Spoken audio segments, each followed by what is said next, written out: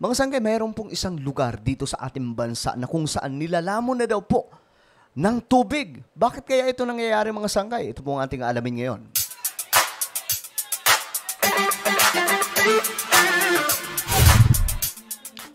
Okay, magandang oras po sa lahat ng mga nanonood ngayon, lalong-lalo na po sa mga solid sangkay na lagi pong andito, mga sangkay. 1.17 million subscribers na po tayo dito sa YouTube, mga sangkay. Parami po tayo ng parami, no? At maraming salamat po sa inyong lahat.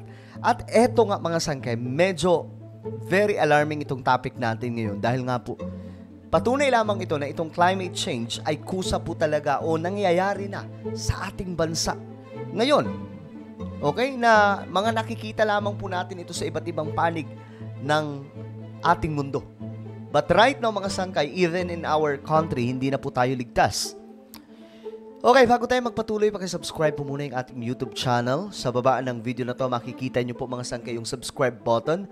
Pindutin nyo lamang po yan, tapos i-click nyo yung bell at i-click nyo po yung all. At yung mga nanonood po sa Facebook, huwag nyo rin pong kalilimutan na i-follow ang ating Facebook page. Ito na, guys, tingnan po natin. Ayon po dito, ilang lugar sa Bulacan, nilalamon na ng tumataas na tubig dahil daw po ito sa climate change. Kita nyo na, mga sangkay, maging dito po sa ating bansa, ramdam na po itong climate change. At meron na po tayong mga matutukoy na ngayon nilalamon na po ng tubig. Daw ng nakararami Pilipino ang epekto ng climate change. Ramdam daw ng nakararami Pilipino ang epekto ng climate change na posible pa raw lumala. Ay sa DNR, bukod sa pagpapababa ng peligro, dapat din daw ay matuto na tayong mamuhay sa gitna nito.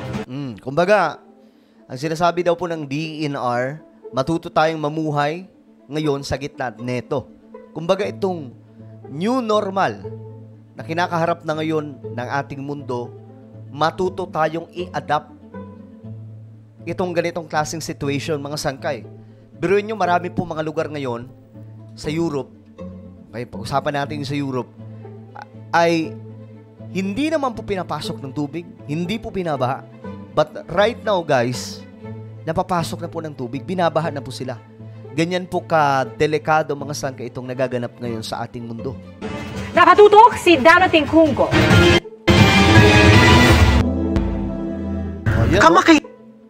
Grabe, tingnan nyo yung picture, mga sangkay, oh. Ito yung noon siguro, pero ngayon, ito na ngayon.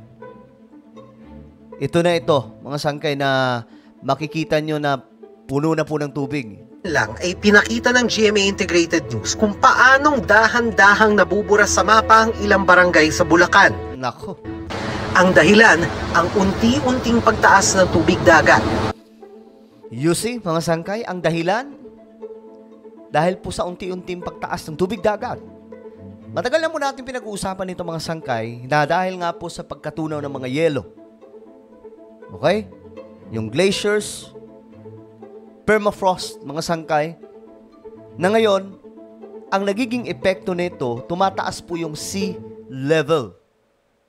At ang dami na pong halimbawa ngayon, mga sangkay, ng iba't ibang panig ng ating mundo, na same po ng situation, just like in our country, itong nangyayari po dyan sa Bulacan. Na mga ilang lugar, ilang barangay daw, mga sangkay, ang lulubog na. Dahil nga po sa tubig dagat.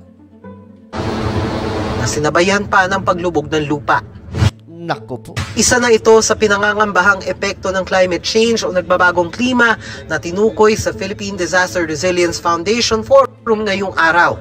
Buti nga, mga sangkay, na pag-uusapan na yan ngayon eh. Dati talaga, mga sangkay, more on focus po ang mga opisyal sa politika. But right now, guys, kahit papano, no, napag-uusapan na. While sea level rise may seem like an invisible, almost imperceptible phenomenon to most of us, the Lopez Center reports that the Philippine rate of rise is double that of the global average looking back to 1993. Sa datos ng Department of Environment and Natural Resources mula sa Global Climate Change Satellite Data mula sa NASA ng Amerika, umabot na sa 99.8 millimeters o kulang-kulang 4 na pulgada ang itinaas ng sea levels sa mundo kumpara noong 1993. Okay. Ganyan po kalala, mga sangkay, ha? Mataas na po ito. Ibig sabihin, itong mga nakikita ngayon ng mga scientists, resulta na po ito ng pagkatunaw ng mga yelo. Diyan, mga sangkay, at ayon nga po sa report, itong pagkatunaw ng mga yelo ay lalo pong lalala sa pagdating pang, sa paparating pang mga panahon. That is why, mga sangkay, kaya sinasabi po ng DNR, we have to adapt. Kung ano mang klima ang mayroon tayo ngayon, kung ano man ang situation. Kaya nga lang mga sangkay, ang hirap po i-adapt niyan kung itong i-adapt natin ay delikado. Nagigets ba ang mga sangkay? Mahirap po i-adapt yan kung ito po ay delikado mismo sa kalagayan ng bawat komunidad. Kagaya na lamang po ng mga barangay na itong mga sangkay na lumulubog na. Paano nila i-adapt yan kung ito ay delikado?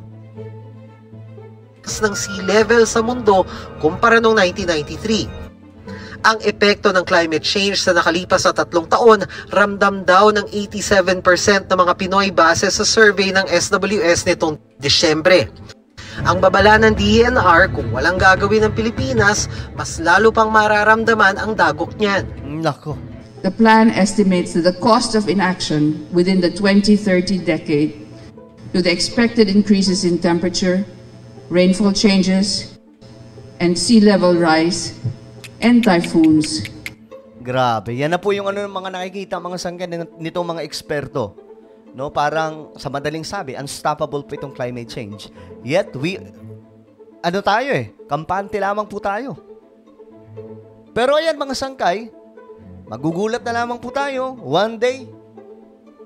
Pati kayong mga nanonood, kung hindi po talaga ito ma-actionan ng buong mundo, malaking problema ito at magugulat na lamang po tayo mga sangkay na kahit tayo, apektado na. Are in fact amounting to about possibly 1.4 trillion pesos, or around 8% of 2020's GDP. Ang estratehiya ngayon ng DENR, Ito, may estratehiya po sila. hindi lang mitigation o pagpapababa sa peligro, kundi adaptation na rin o kaalaman kung paano makapamumuhay sa gitna ng peligro. Yun nga ang iniisip ko mga sangkay. Peligro po yan How to adapt kung ang situation na yan ay delikado. Paano i-adapt yan mga sangkay ng marami?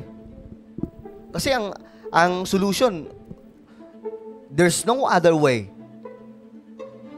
Wala pong ibang option or any solution, but you have to adapt kung ano pong situation natin ngayon. Now, the situation is, itong climate change, lumalala.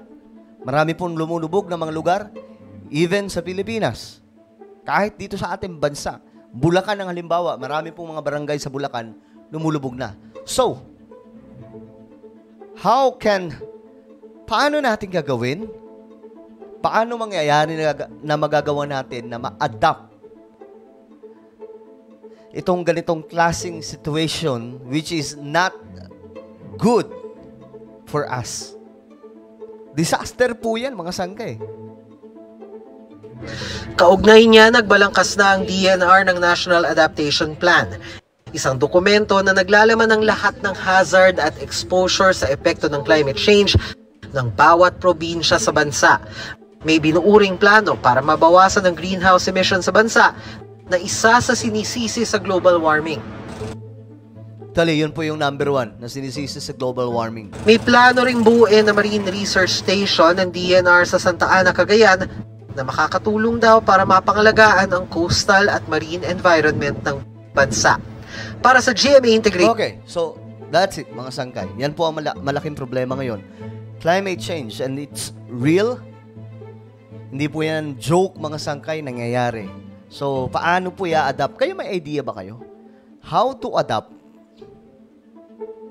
Kung ito pong nagaganap sa ating mundo, delikado. Ibig sabihin, dahil delikado na itong nangyayari, kailangan i-adapt natin ang delikadong situation. Parang ang hirap isipin mga sangkay, no? Pero what do you think? Ano ba ang inyong ideya tungkol po dito? Kasi nasabi nila na i-adapt. Kasi marami na pong lumulubog na mga lugar. Especially in Bulacan. Mayroon pa po mga sangkay doon sa Bohol. Mayroon pong isla doon na ngayon yung barangay, mga sangkay, lumulubog na po sa tubig. Ganyan po ang nagaganap ngayon. So, ano ba ang sa tingin yung solution dito? Okay? I-comment ko sa ibaba ang inyong mga opinion. And now guys, meron po akong YouTube channel, Sangkay Revelation. Hanapin nyo na lamang po ito sa YouTube. Ayan mga sangkay, tapos i-click nyo yung subscribe, click the bell, and click all. Okay? Ako na po ay magpapaalam. Hanggang sa muli. This is me, Sangkay Janjan. Lagi nyo pong tatandaan that Jesus loves you. God bless everyone.